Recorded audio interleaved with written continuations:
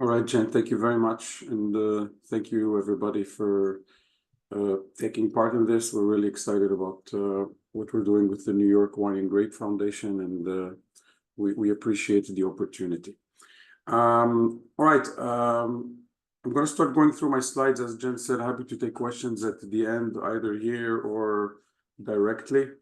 And let's get us started. So what we're going to go over, not necessarily in separate agenda items, but as a general theme to what we're going to discuss in the next 25 minutes, is that what our wine club registration numbers are showing, and what are the younger generations looking for in wine and in wine buying.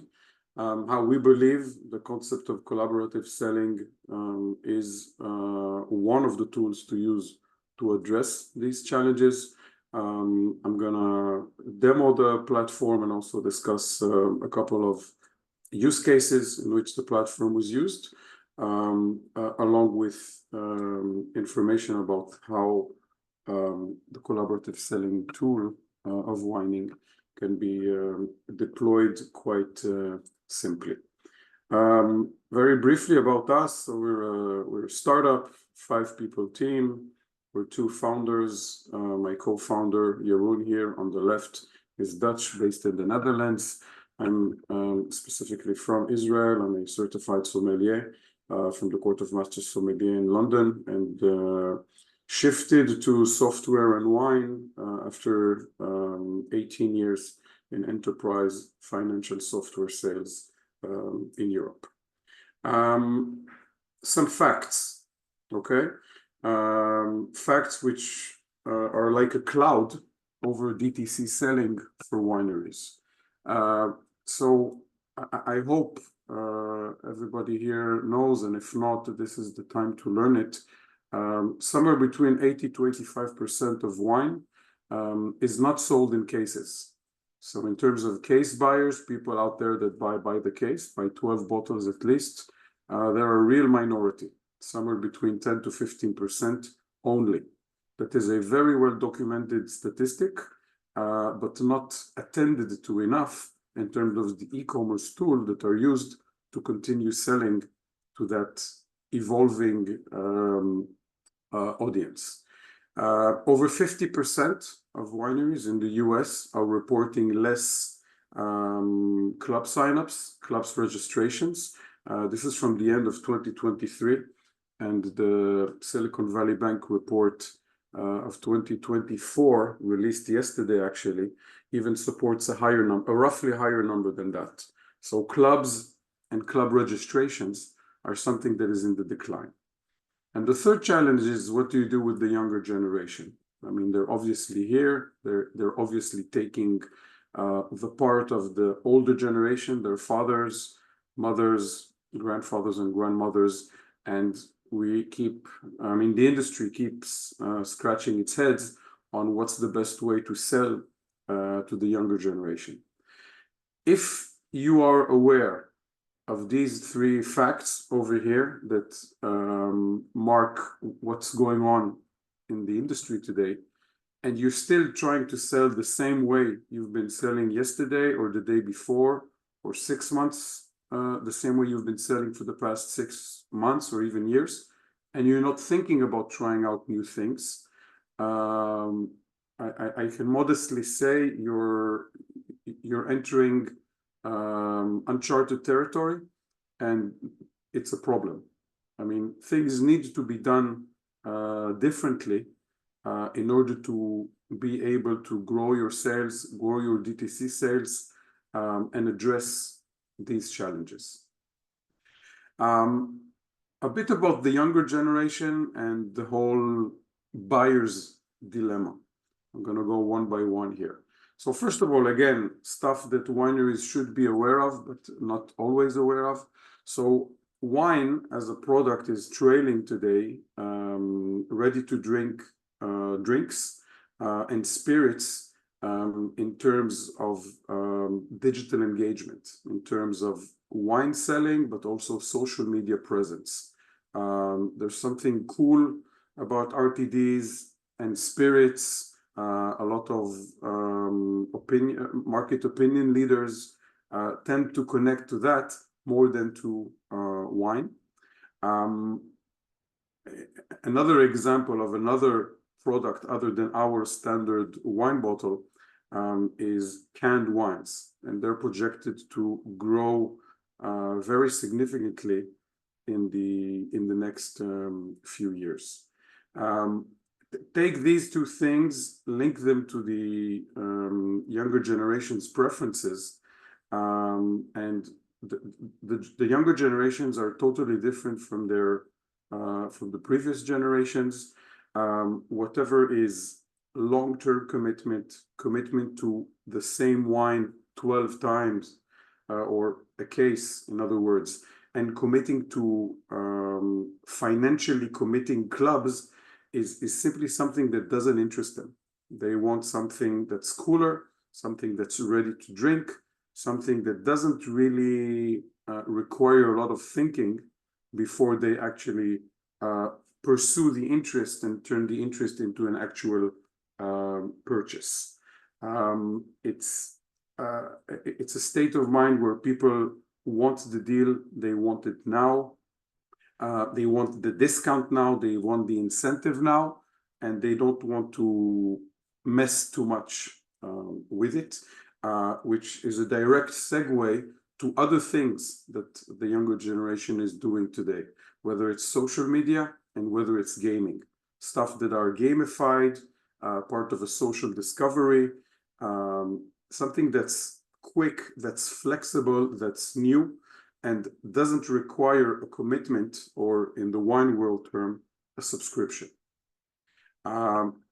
Take all of this into account and also acknowledge that wine sales from an e-commerce perspective are growing. Okay, so you need to link the path that is an online path to what you're doing on the ground. And that's where we come in terms of doing things differently.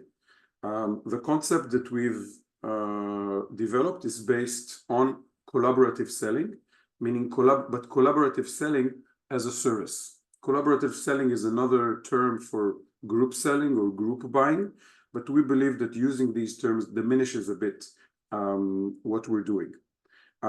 We are not a group buying website. We are not the Groupon of wine. We are not a marketplace, a website that you go to and find a lot of deals happening. We are the functionality of collaborative selling, and we believe that collaborative selling is a functionality that is better suited to circumstances that the wine industry already has. And those circumstances are specifically circumstances where you have a gathering of an audience, a high intent to buy of that audience, and a good deal offered to that audience. These circumstances happen everywhere in the wine industry today. They happen at the tasting room. They happen with sending a newsletter to your club, to your mailing list, at festivals, at winery dinners, at possible sales to corporates. Those gatherings are happening all of the time. But the issue is that to that gathering, what wineries and sellers are offering today is an e-commerce experience, the purchase part, the digital purchase part, that is individual. It seems like everything about wine is collaborative, is communal, except the end of the funnel, the area where the person needs to decide whether he buys and how much he buys. That's still individual, that's still a phase where the buyer is alone. And we're changing that. And with our collaborative buying, we see, at least in the sales that we've conducted so far, that we convert better and that we maximize profitability in those gatherings as opposed to standard individual e-commerce. So I think I mentioned it previously. So a collaborative selling tool is something that could be used in a lot of use cases in the wine industry. I named them, but you see them here: tasting rooms, festivals, professional workshop, selling to mailing lists and club members, selling to corporates, selling to companies. As a side note, in my humble opinion, I think that the future of DTC, of direct-to-consumer sales, lies a lot in how wineries will figure out how to sell into corporates, which is a classic alternative to standard DTC. Dinner events, but also B2B sales. Whatever I'm talking right now is DTC, so selling to private customers, but there's absolutely no reason why collaborative selling can't work for wineries when they try to sell to restaurants, for example, or to retailers. If you bear with me 5 seconds, I'll share my screen and we will go through a very quick demo.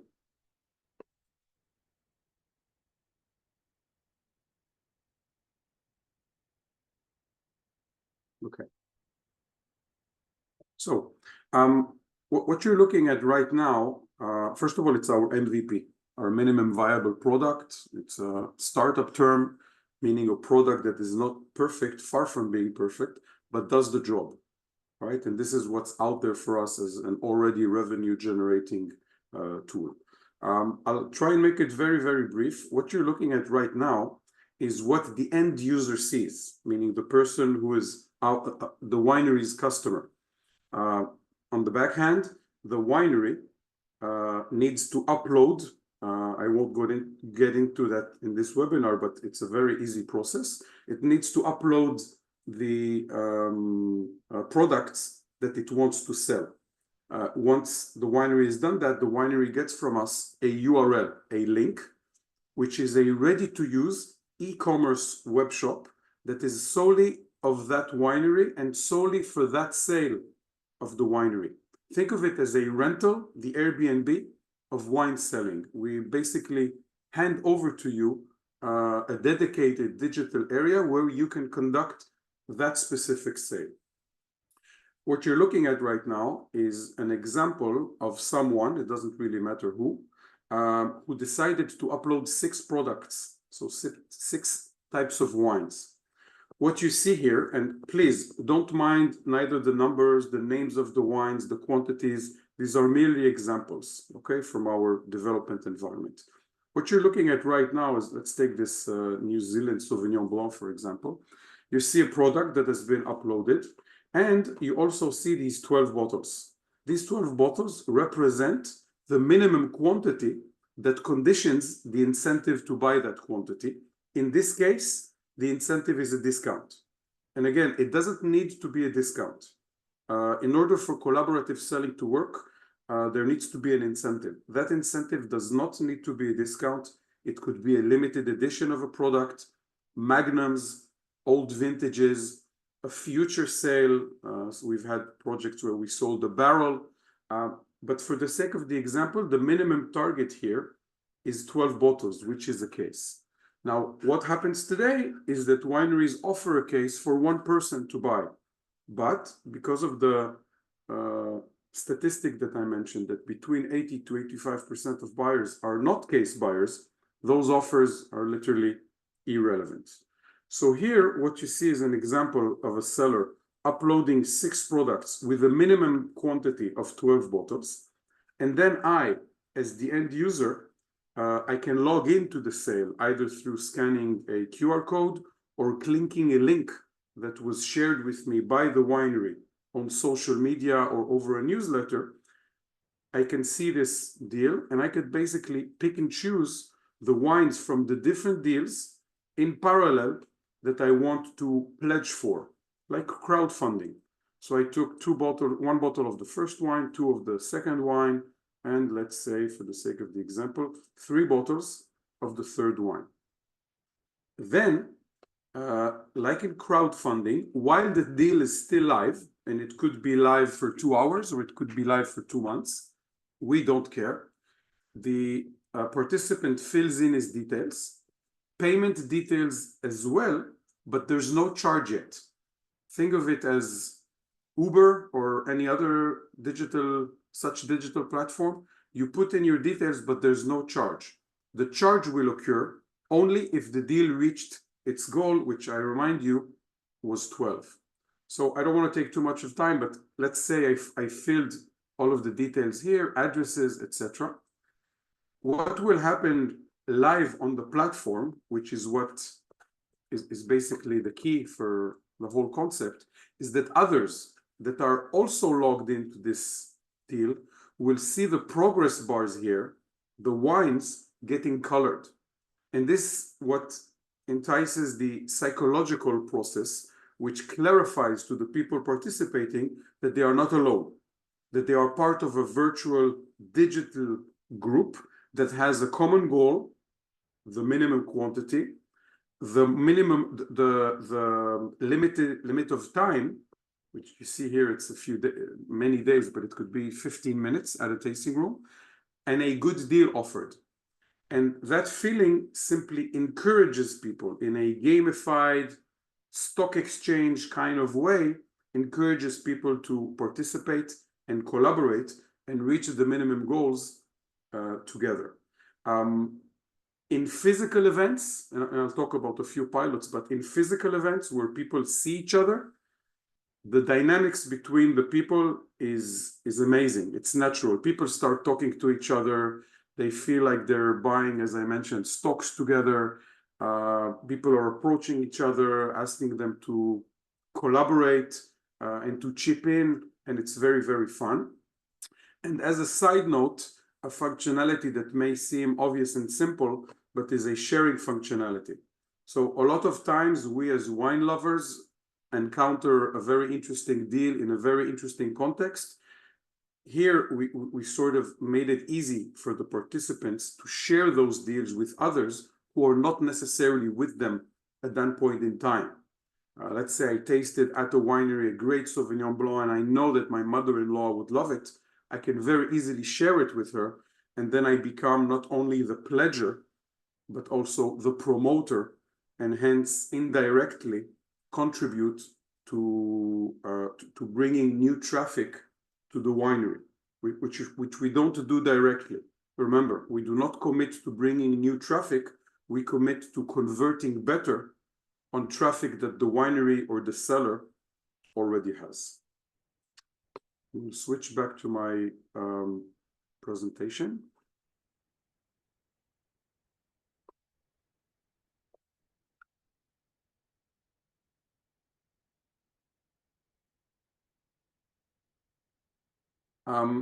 So just to summarize the offering and the value, there are very strong gamification engagement elements here which contribute to conversion and to turnover.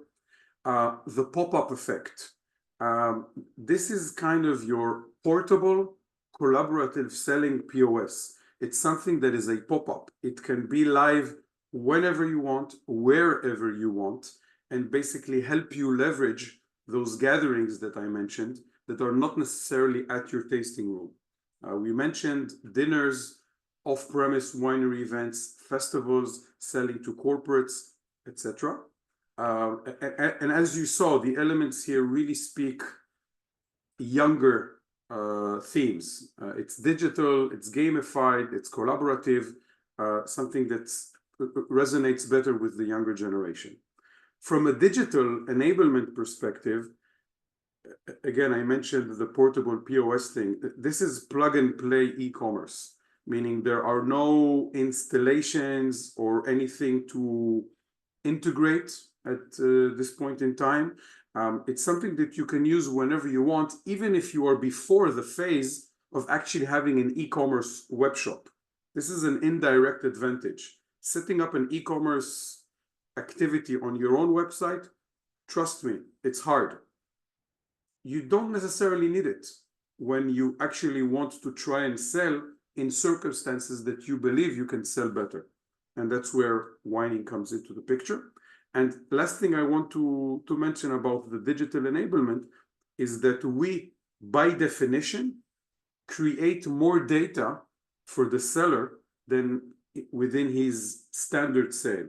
So if until today, a winery would sell a case to one person, which means one data set, a data set of one person, WINEing takes a case or a few cases and sells it to more people than the actual number of cases, meaning it's tens, if not hundreds, of percentages of more data to digest and provide insights to the winery about preferences, about gender preferences, about average carts, etc., etc. A bit about what we've been doing. Obviously we created a revenue generating minimum viable product. Depending on the use case, whatever we do for the first time with a winery is free, meaning free of charge, at least the first attempt.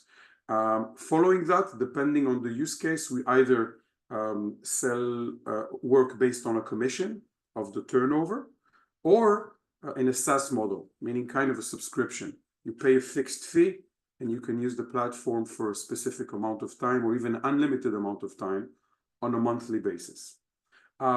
We've done this over 80 times already in Europe, Italy, France, and here in Israel.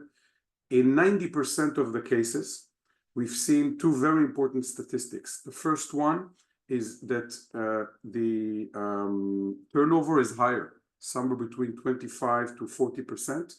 But very importantly, for you marketing people out there, the conversion rates are very, very, very high. So if you have an e-commerce platform today that has a conversion rate, the rate between the people who click and enter to the people who actually bought, and that conversion rate is between 2 to 3%, you're probably doing a good job. Ours is anywhere between 15 to 20.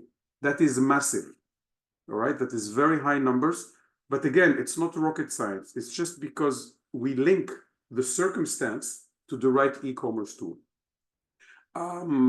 We've recently onboarded our first 15 US wineries. They're all in California. Although we already engaged with quite a few New York-based wineries. We're part of the New York Wine and Grape Foundation. We're also part of the Sonoma County Vintners Association. These associations also identify the new tools, the new digital tools that should be in the face of wineries. If you look us up, I mean, we've been grateful to have a lot of nice press around either podcasts or international wine business reviews, etc., which is cool. What we're seeing in terms of learnings till now is, we know about the DTC demands that small to mid wineries are facing, especially with the younger audience. So the gamification and cool part of the way we sell is something that really resonates with the younger audience, which we see in the genders and the ages participating. Collaborations that are made available off-prem, on and off-prem, improves conversions. When people start talking to each other and doing things together, obviously that generates more traction, more business. And also we're constantly getting aware of more and more use cases where the tool could be used. The corporate example, selling to companies, is I think one of the key ones. A couple of disclaimers. And I mentioned it before, we do not claim to bring new traffic. We don't have traffic to bring you, at least not directly. We do claim to convert better on traffic that you already have. Second, for those of you already using one-stop shop software houses like Shopify or Commerce7, we are working on an integration with them. I think that somewhere around early to mid-August, we will be ready with those integrations. Until then, we do need to be used as a standalone tool, which, trust me, saying very openly, is really not a hassle, especially when it's something new. It's really not a hassle to try us out. In terms of conclusions, So again, we're obviously don't seem objective, but collaborative buying is the new way to sell DTC, helping with revenue generation, but also engagement and also reputation of being a winery that's cooler, that talks a different language, a younger language, invites younger people to participate, and also it's very, very easy to launch. In terms of advice, if anyone would like to use us, so I would recommend to do 1 or 2 use cases, starting with the tasting room, but also social media or digital asset sale. Very easy to set up. Put up 3 or 6 SKUs out there, and be able to promote it properly. And also it's important that the winery knows how to promote these sales. They are self-promoting, but they're not only self-promoting, and it's important that the winery takes part in promoting these sales. I think I'm done, Jen. I tried to make it as quick as possible. I don't know if I took the exact time. If not, I apologize. We're if good. it's okay, happy to take questions if there are any. Yeah, if there are any questions, feel free to put those in the Q&A or the chat. Just a couple things I had questions about. What's the typical buyer behavior you're seeing on the platform? How long are people willing to wait for the deal to activate, and how big are the average orders? A very good question. And the classy answer is it depends. Again, the tool is such where we've seen use cases of future wines where the target was selling a barrel, so 300 bottles. That cannot happen in a flash sale for an hour. So that's something that literally took a few weeks or a month that the winery preset in advance. On the other hand, for groups at tasting rooms, this is something that could last 15 to 30 minutes. Again, depending on the winery's will and whether the winery wants to create that fear of missing out kind of feeling to its customers. In terms of average purchases, again, it really depends. It depends on how many SKUs were on the sale. We've had sales that were for ultra premium wines, which there were only 6 wines there for $150, $200, sometimes $300 bottles. But we also had sales where it was not bulk, but decent quality wines for $10, $8, $15 wines. Again, it really depends on the use case. It really varies from each use case and from each winery. I can tell you, for example, that the wineries we work with in Napa, which is not rightfully so expensive, are different than the prices that we see in Sonoma Valley, for example. Okay. Question came in, do you recommend this as a replacement for an existing wine club, or can both options coexist harmoniously? Definitely coexist. I think in the long run, I mean, excuse my modest French, I think club as we know it is dead. I don't think clubs will get better, and over years, you will see more and more club registrations or signups unless you change the club format. I mean, you could call it a club, but if you keep selling it as subscriptions and long-term commitments, I think it's due to fail. So this could definitely, until that happens, live alongside the club. Heck, it could be special offers only to club members. So definitely something that could work in parallel. Remember, wining sales are pop-up sales. It's something that's temporary. It's not changing the way you do e-commerce. It's just another way that lets you leverage specific circumstances, specific gatherings, holiday sales, stock clearance sales, National Riesling Day, whatever. Okay. Another question, how do you anticipate the API connection will look like from the buyer's perspective with Commerce 7 in our current web stores? How will it look like from the winery's perspective? Very easy. I mean, the Commerce 7 has which is quite a good one, like an app store or a store where all other added value features are available, features that haven't been developed by Commerce 7. Commerce 7 is merely, I would say, a marketplace of feature. So wining is due to be another feature. So that way you could basically set up your wining sale through Commerce 7, and all of the charging, compliance, and fulfillment as a natural continuation of that. So we would just be another feature there. Okay. So as you know, in New York State, each winery is only able to ship to certain states. How is compliance figured into this? And is that taken into account in the platform? Yes, it is. First of all, we don't deal with the compliance or the fulfillment, but we apply your fulfillment rules to the platform. So for example, if there are states, as you stated, that the winery doesn't ship to, those states will simply not appear. If you choose, if you're doing a physical event and the shipping method is pickup, then there will be pickup. If you want to add to pickup a shipping option and you want to condition a shipping cost to an amount of the cart or the amount of bottles in the cart, that could be customized as well. So however you're selling right now is totally adaptable to the look and feel of the platform.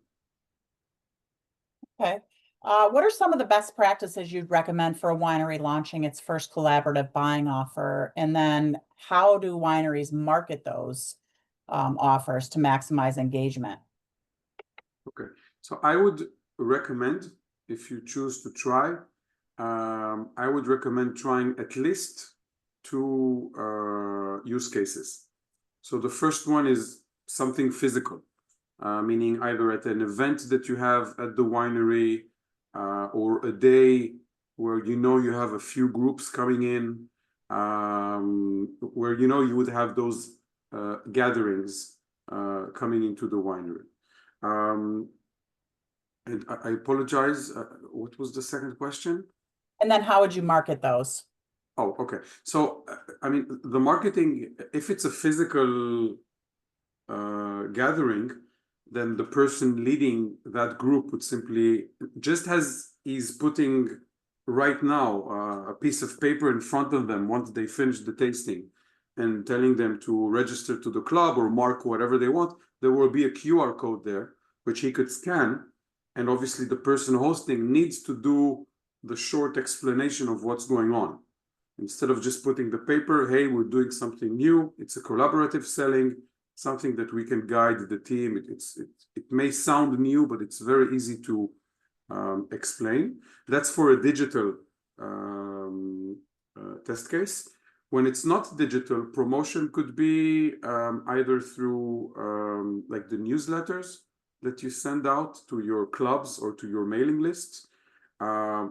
We do have a certain threshold of digital assets of wineries.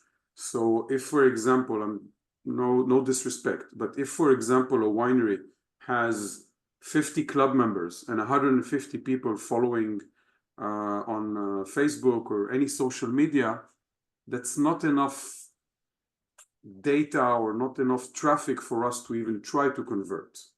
But assuming you do have enough traffic, then newsletters is the way, to clubs and mailing lists, as I said, and posting on social media. I mean, a story, a post.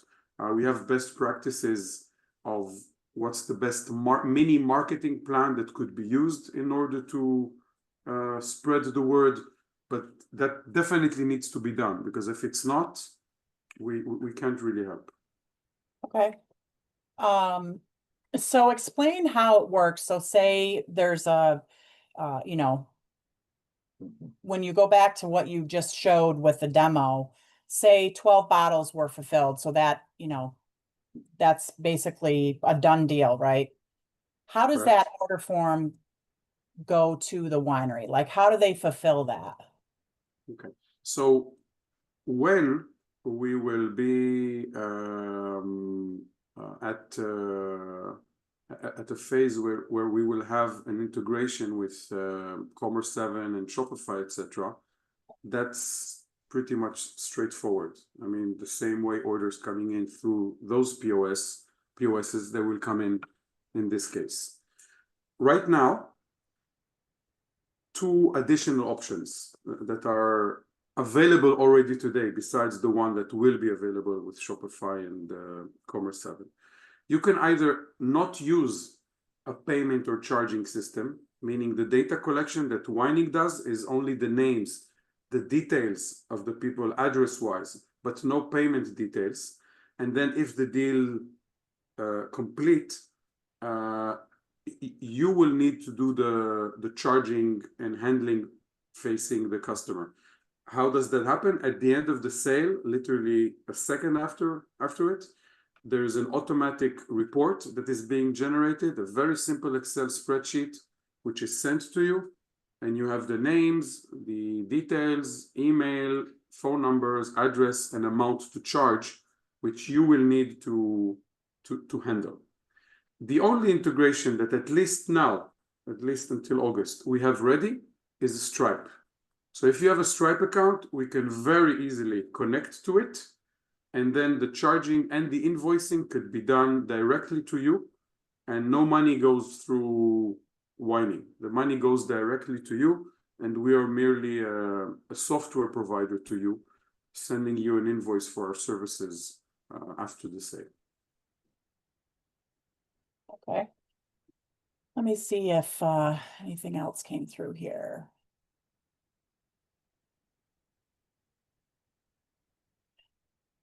Any other questions that anyone has? Do you have marketing tools designed to attract a younger audience? You know, social media ad templates, examples?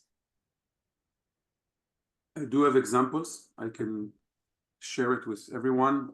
We also try to help with a few email templates that we provide for the wineries that they could later either embed as an HTML or a simple email to share with whoever they want.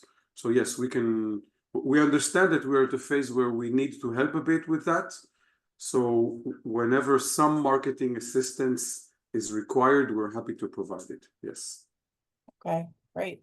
And what about like do you have any like on-demand training or anything like that for staff people that are you know, once a winery decides to move forward, is there any kind of training? So for example, we have a sales opportunity that's going to be coming up at the New York State Fair. Wineries will go and have a booth at the fair. You know, how do we train the winery staff people to explain this collaborative buying to attendees of the fair? So working with startups has advantages, but it also has disadvantages. In this case, it will need to be an ad hoc thing. So if such thing is really happening, or in other words, even myself, we will need to do some kind of an online training or maybe even on-site training for each winery or the wineries together. We still don't have on-demand training materials. We're still trying to prove that the concept, you know, will be widely adopted, and then handle how it will be educated. But it's a very good feedback. It's a very good question. Okay, great. So it sounds like you're willing to help, you know, New York wineries a ton and Definitely. try to make this happen. So can you go over the cost again for using the platform? Yes. So whoever approaches us, and you know, we will do the first sale is free. So whatever we do at least once will be free of charge. Okay. If there is a will to move on, I assume the first or second or third times will be a commission based. The number is 5%. So you sell $5,000, we take 5% out of that. When I hope wining will become a commodity, then there will probably be some subscription models. So Jen, pay me $99 a month or whatever. Use the platform at will or up to 15 times or 30 times. The business model is still something we're evaluating. But for the first time free, then commission-based, I think it's the smartest. It's low risk for everyone. If we weren't successful, then we're not getting paid. It's as simple as that.